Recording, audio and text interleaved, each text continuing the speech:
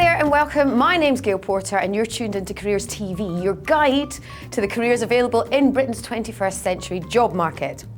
So far, our careers locomotive has taken you from construction and engineering to finance to law, careers in the environment and science and technology. We will shortly be arriving at careers in architecture. Please make sure you have all your belongings with you when you leave the train.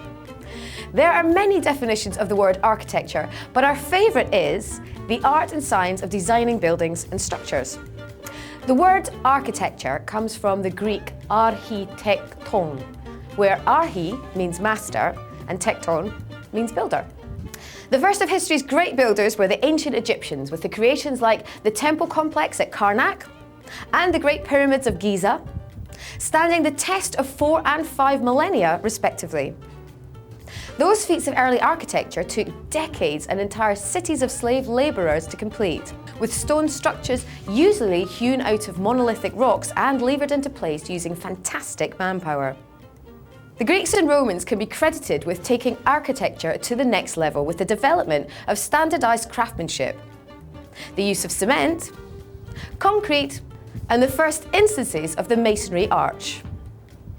In the following millennia, architects honed and adapted the breakthroughs of the classical period and adapted their own generational styles, from Gothic in the Middle Ages to Baroque in the Renaissance, to the neoclassical and neo-Gothic revivals in the 18th and 19th centuries, to the hundreds of divergent architectural expressions of the 20th and 21st centuries, from Art Deco and Art Nouveau to deconstructivism and even blobbytecture.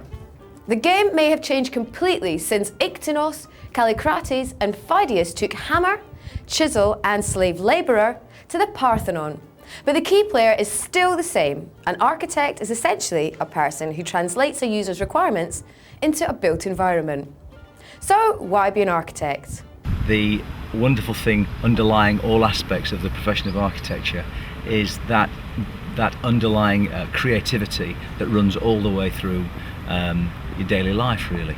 It's not just about art, it's about making a difference to people's lives through the spaces and places that you make. It's about understanding the materials that you use and really the way people will actually use those places and spaces that you actually design.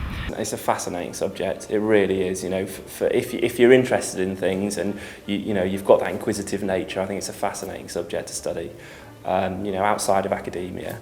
And I loved every minute of it, and it's a hard old slog, and people go on about it, it's 6 years, and it's a tough degree as well. But it's not like studying, it's a profession, but it's not like studying medicine or law. It's not like that. It's almost kind of giving you the opportunity to explore your creativity. So it's very different to other professions. But I think it's important to have that creative edge to you. I think that is an important skill. Because the opportunity of having 6 years at university allows you to develop that. And I think that's what architectural education is about. It's about exploring new ideas, learning things, and being creative, being original. I think that's the key, really. It's good to be an architect because you can influence the world around you in every way. We shape society in a physical sense, and create buildings that everyone around us can appreciate and use. So you've decided that architecture is the thing for you. You've bought a set of 20 colour pencils and bought the black and white poster, you know the one, the workers having lunch on the beams of a half-built Empire State Building. With those vital steps behind you, you should think about how best to prepare yourself for a career in the industry. Qualifications are always a good starting point. Now you've got the right credentials, the only thing left for you now is to get your application on. But even with a string of letters after your name that'd make the MI6 suspect that you were trying to get a coded message to Osama, firms are not going to hire you unless you've got the right mix of qualities. So what do our architects think makes a good applicant? To be an architect, you really have to possess many skills, but you should really have a passion for people and for the built environment. However, once you get into practice, it's really important to have a diversity of skills. And a lot of those surround about not only the typical things such as being imaginative and those design skills, but also being very good with people and also having really good communication skills to talk to not only colleagues and other professionals, but also to clients as well. It's also really important to have good kind of spatial thinking and design ideas, but it's also just as important to have aspects of leadership and responsibility, because those are really important in the day-to-day running of each job. I think if you have abilities in art and maths, there's a definite advantage, although the training at architecture school is in such a way that it really develops your mind anyway. So even if you start and you're not that way inclined, I think the training really starts to develop your skills and your way of thinking, more importantly. So it's not so important to start off with. In terms of a good applicant, obviously design skills are vital, but if you haven't got a good attitude and you're not willing to learn, that's not going to help you greatly. So we look for attitude and application, a willingness to learn, because at the end of your college training or university training in architecture, there's still an awful lot to learn. Every one of us in a field as broad as architecture needs to learn every day, and if you don't have people that are willing to learn and want to learn, you won't get on very well. So you need to demonstrate that. You need to marry your skills and the things that you want from your career with the job that you want. So that you need to work out what you want to get from your career, which aspects of the architectural world interest you, and try and make sure that you marry them with an employer that is like-minded, that will allow you to develop. What makes a good applicant for me is one that's really enthusiastic. I generally don't see an applicant the first time round, so they've generally been seen by Rob or Nick first, so they've gone through the portfolio and established a reading level of competence and design. Although I want to see their portfolio, I probably just have a quick look to get a flavour of what they're like. But for more, it's more about enthusiasm. Have they researched anything into the practice? Yeah, because much like for us as doing a job, you need to research into a client, know what they're about when you're going for an interview, and you need to be enthusiastic. So it's all those skills that need to come through an interview for us that then they'll have to do when they're interviewing for a job.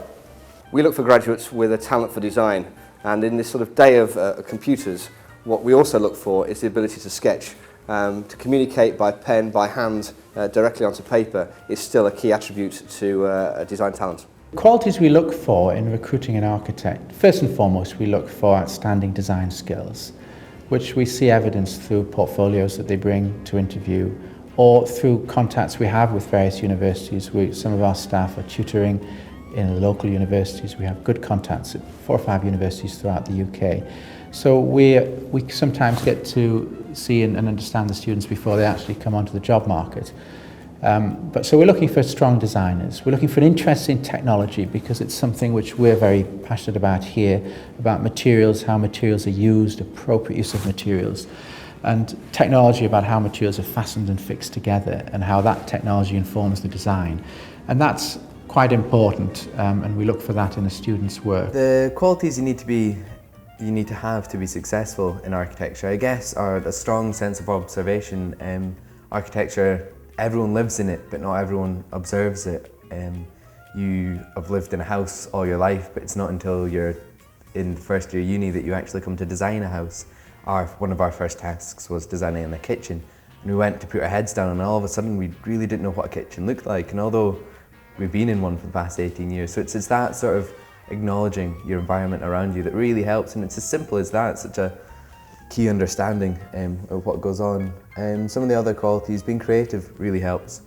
You have to rethink ideas. A lot has already been done, especially across the whole of history. So you've got to keep on coming up with fresh ideas, and that, it keeps things alive.